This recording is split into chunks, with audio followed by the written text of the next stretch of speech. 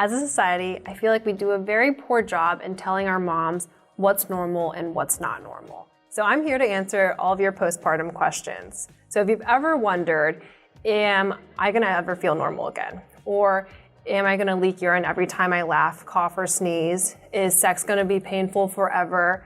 Can I run yet? Can I exercise?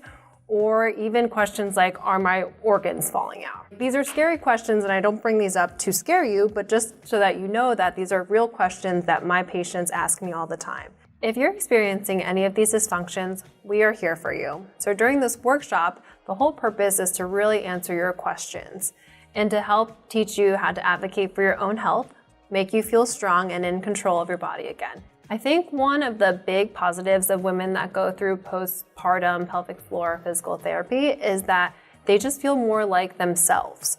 So when I say pelvic floor, I'm talking about this. So what we're looking at here is your pelvis. You're sitting, your pelvis is facing this way. These two bones would be your sit bones. So when you're sitting, you can kind of feel two bones pushing into the chair.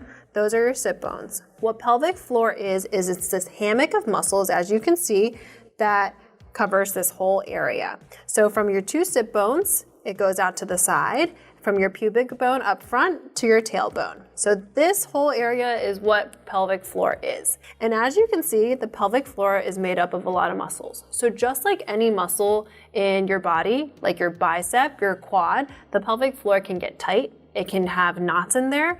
But what makes a pelvic floor more interesting is that it has so many different functions that other muscles don't. So if you think of pelvic floor, that's where you have to be able to urinate out of. That's where you have to be able to have a bowel movement out of. And it has sexual function. So all these three things have to work perfectly together so that you can have a really good quality of life. So in our workshop, what we'll talk about is what these muscles are, how to control them, where they are, and what to do if there's an issue.